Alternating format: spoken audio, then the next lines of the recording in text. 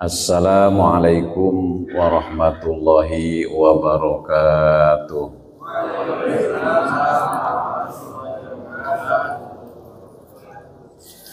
Enak kalau kompak.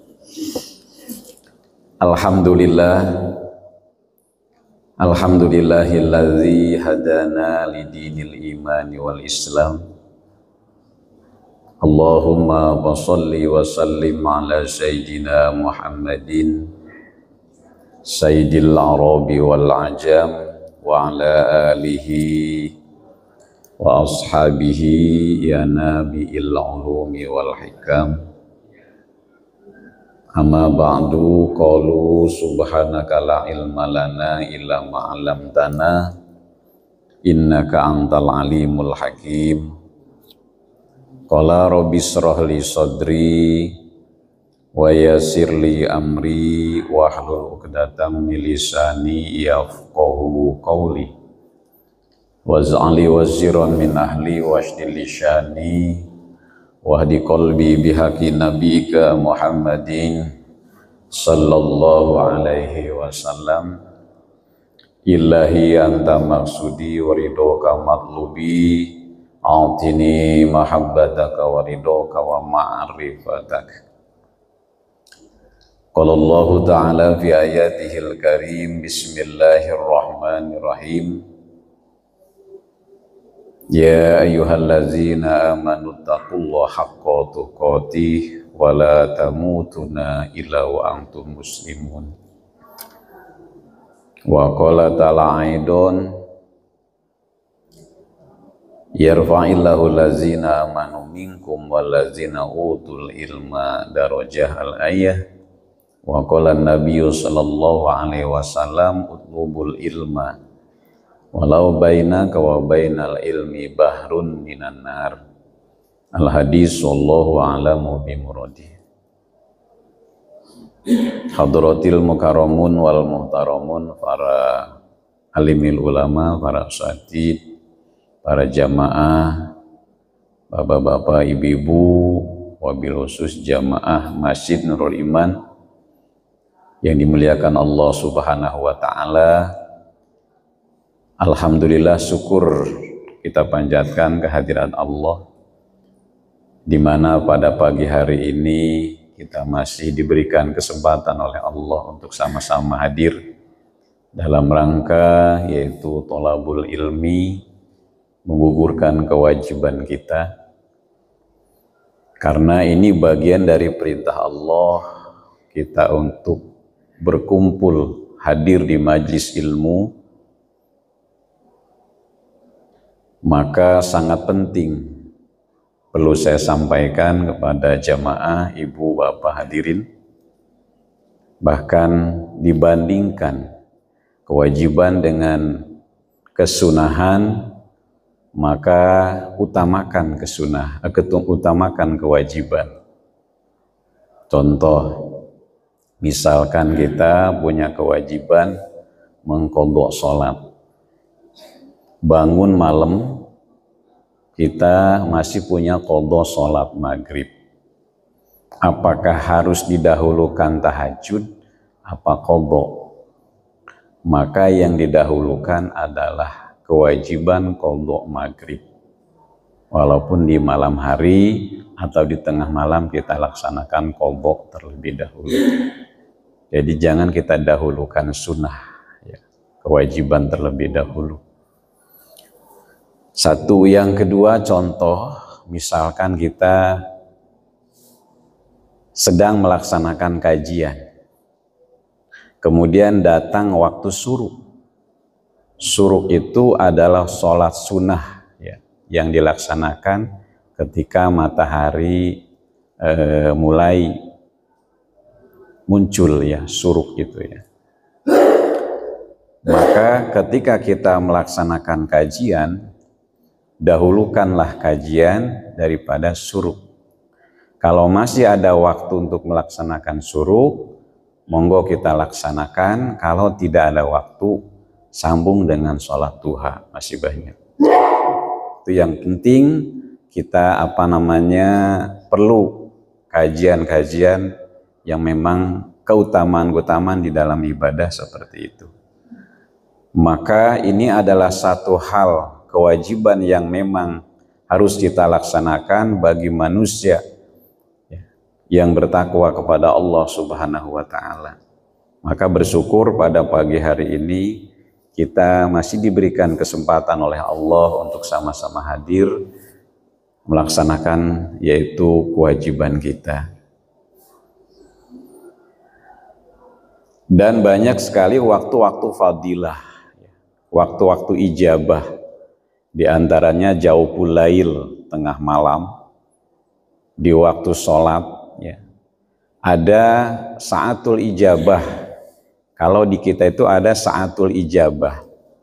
Tapi kalau di Masjidil Haram atau di Masjid Nabawi ada maqamul ijabah. Ya. Jadi perbedaan antara kita, negara kita dengan negara Makatil Mukarramah, perbedaannya itu adalah kalau kita tidak punya maqamul ijabah, tapi punya saatul ijabah. Ya. Di mana saja berdoa, saatul ijabah, saatnya waktu diijabah, dibukanya langit, diijabahnya doa kita oleh Allah Subhanahu wa Ta'ala. Ada maqamul ijabah. Maqamul ijabah itu di Makatil Mukarramah, diantaranya yaitu di Raudhah, ya. Kemudian di Maqam Ibrahim, di Hijr Ismail, itu diantara ya, makom-makom atau tempat-tempat ijabah. Ya.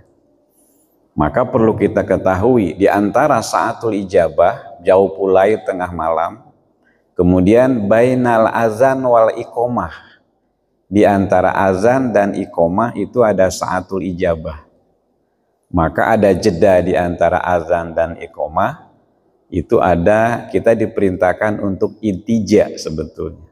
Intija itu tidur miring setelah azan, kemudian di situ berdoa Allahumma robba Jibril wa Mikail wa Israfil wa Ajrail wa Munkari wa Nakiri wa Raqibi wa Atid wa Malikwan wa Ridwan wa robba Muhammadin sallallahu alaihi wasallam. Itu yang diperintahkan oleh Nabi.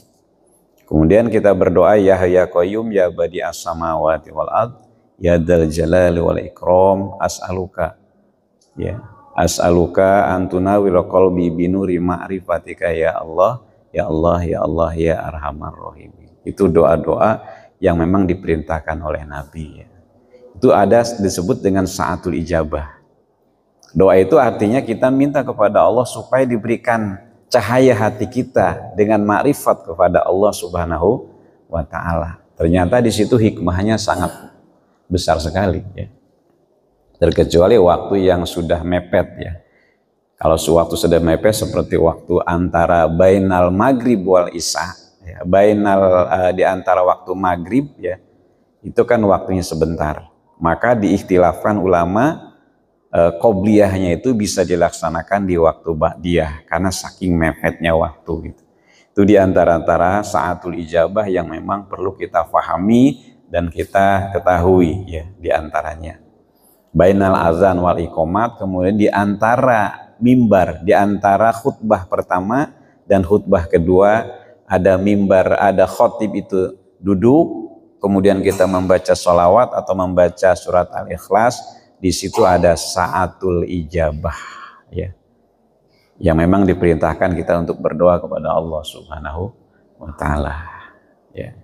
Baiklah Bapak Ibu hadirin para jamaah sekalian yang dimuliakan Allah Subhanahu wa Ta'ala, maka pada pagi hari ini kita akan meneruskan kajian kita tentang ibadah sholat ya.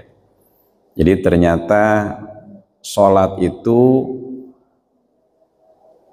banyak syarat-syarat dan rukunnya yang memang kalau kita kaji sampai ulama membuat satu kitab yang sangat banyak sekali.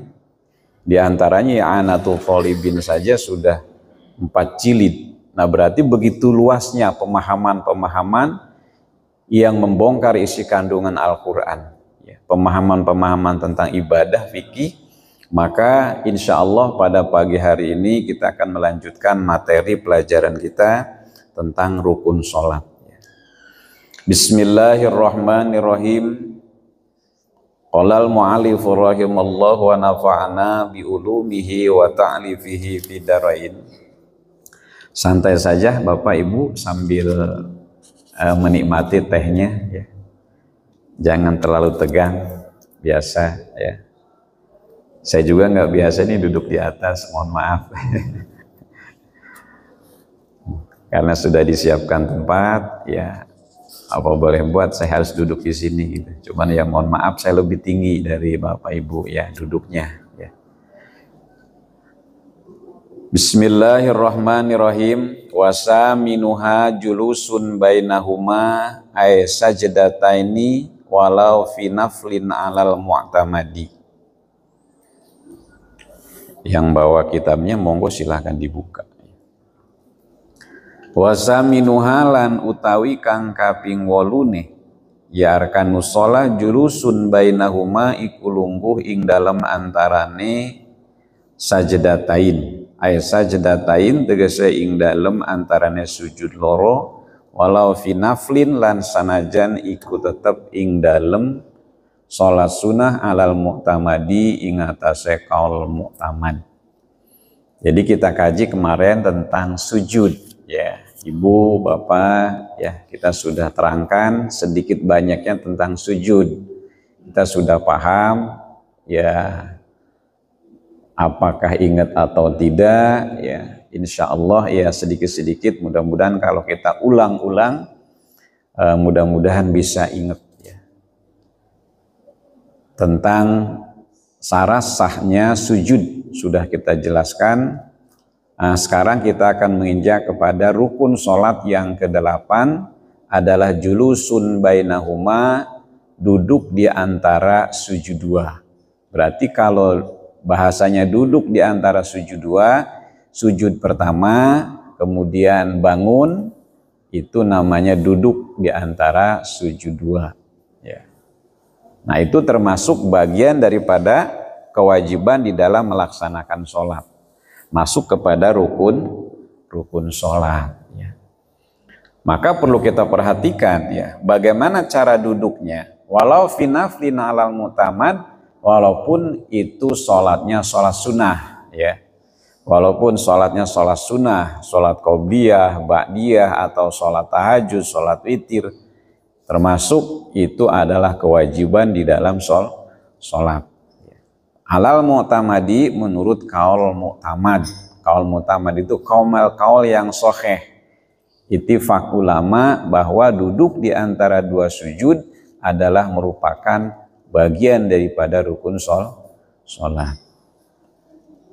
Wa yajibu ala yaqsida bi raf'ihi ghairuhu walau raf'an faz'an min nahwi lasi aqribin a'ada sujud wala yaduru idamatu wad'in yadaihi alal ardi ilal sujudi saniyah ittifaqon hilafan liman wahama fihi wa yajibu ala yaqsida bi raf'ih lan wajib opo yentah orang neja bi raf'ihi kalawan ngangkate wong ghair ala yaqsida opo yentah nejaya wong biropi kalawan ngangkate wong goiro ing liyane sujud, ing liyane julus. Jadi wajib bahwa di dalam bangun dari sujud ya, mengangkat kepala, kita niatnya adalah harus duduk di antara dua sujud. Setelah sujud kemudian kita bangun, maka di situ wajib kita niat untuk sujud ya. Untuk duduk di antara dua sujud ya. Wajib, tidak boleh punya niatan yang lain ya. Seperti begini, begitu kita sujud ya, begitu kita sujud ada semut menggigit jidat kita nih, atau ada tawon ya, laba-laba atau tawon ya, nyengat yaitu jidat kita. Kaget kita bangun ya. Nah, apakah sah atau tidak bangunnya tadi? Langsung melaksanakan duduk di antara dua sujud.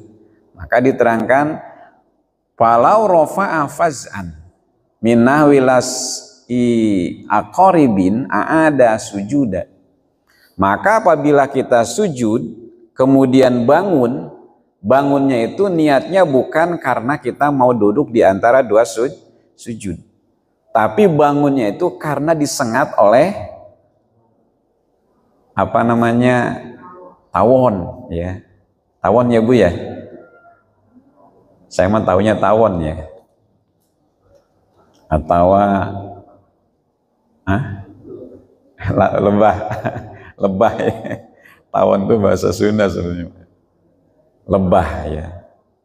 Lebah. Atau disengat semut lah gitu ya.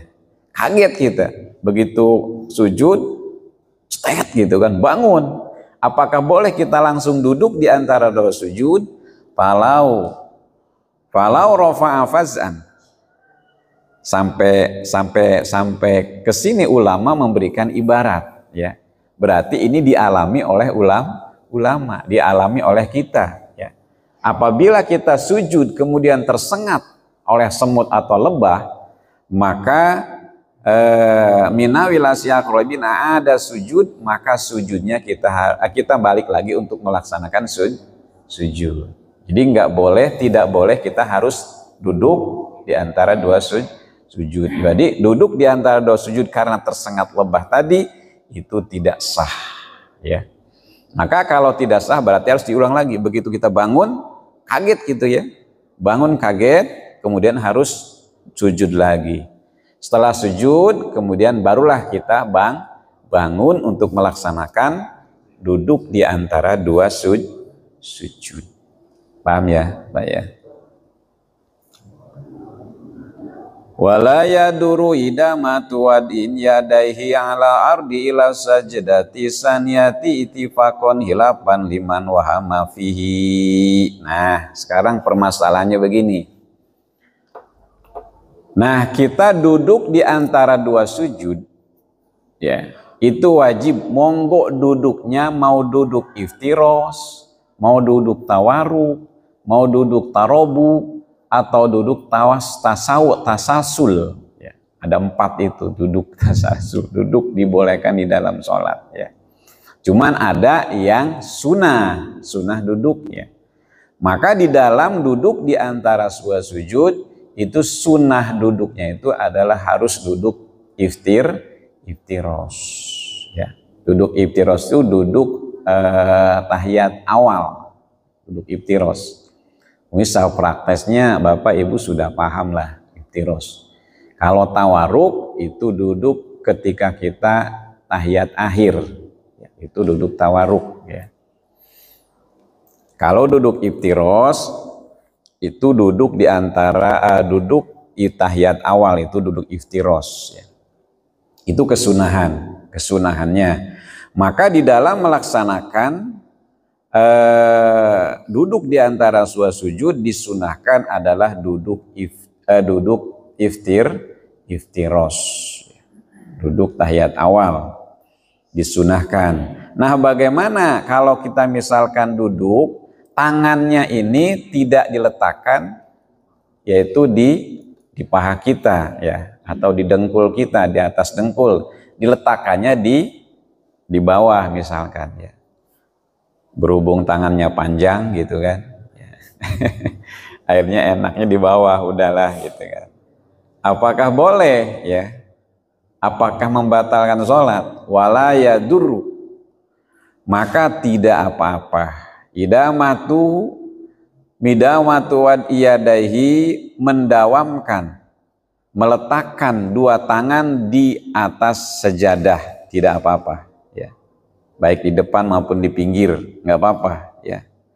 Alal ardi, di atas permukaan bumi, ila sajdati saniyati, sampai sujud yang kedua ya. Cuman ittifaqon, ini ittifaq ulama, cuman hilapan liman wahama fih, ada sebagian ulama yang tidak membolehkan ya, yang tidak membolehkan. Ada sebagian ulama, cuman kalau misalkan ya kita sedang dalam keadaan posisi tangannya itu ada sakit atau apa boleh ya.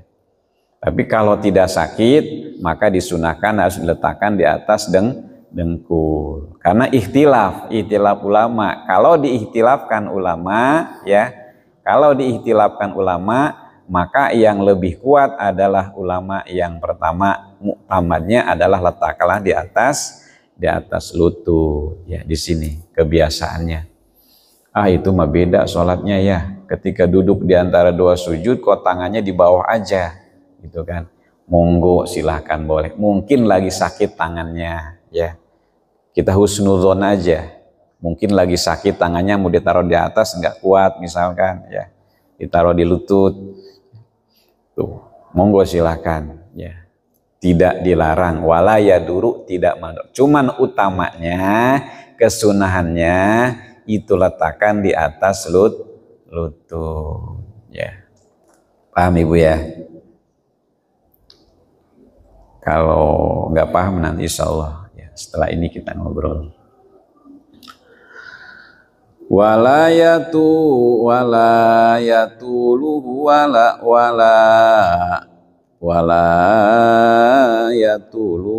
wala a'tadala li'annahuma ghairu maksudina lidzatihima bal syuri'a lil fasli fakana qasiraini.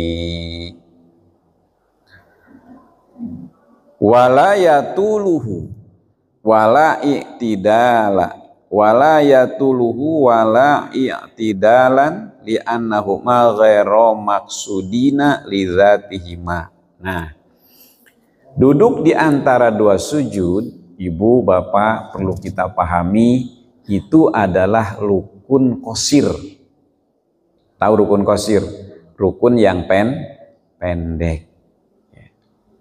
Berarti kalau rukun yang pendek, ada rukun yang panjang, di dalam sholat ada rukun yang pendek. Rukun yang panjang seperti sujud, termasuk rukun yang panjang. Ruku, berdiri, itu rukun yang panjang. Kalau i'tidal dengan duduk di antara dua sujud, itu bagian daripada rukun qasir. Apakah boleh kita panjangkan rukun qasir, rukun yang pendek tadi, duduk di antara dua sujud dan i'tidal. I'tidal itu bangun dari ruku, i'tidal namanya ya. Kita panjangkan, kita tambah dengan doa-doa di situ misalkan. Apakah boleh ya?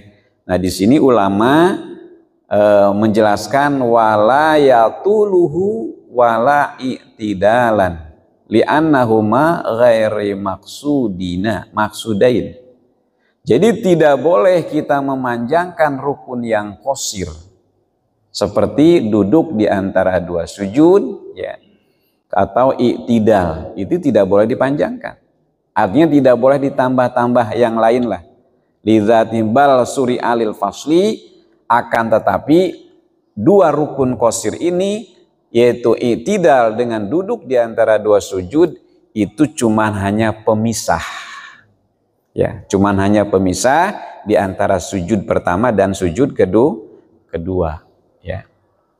Antara pemisah antara ruku dengan sujud kalau i'tidal itu pemisah. Maka tidak boleh dipanjangkan. Fakana qasiraini, maka kedua-dua rukun itu adalah merupakan rukun qasir ya, rukun qasir, rukun yang pendek ya.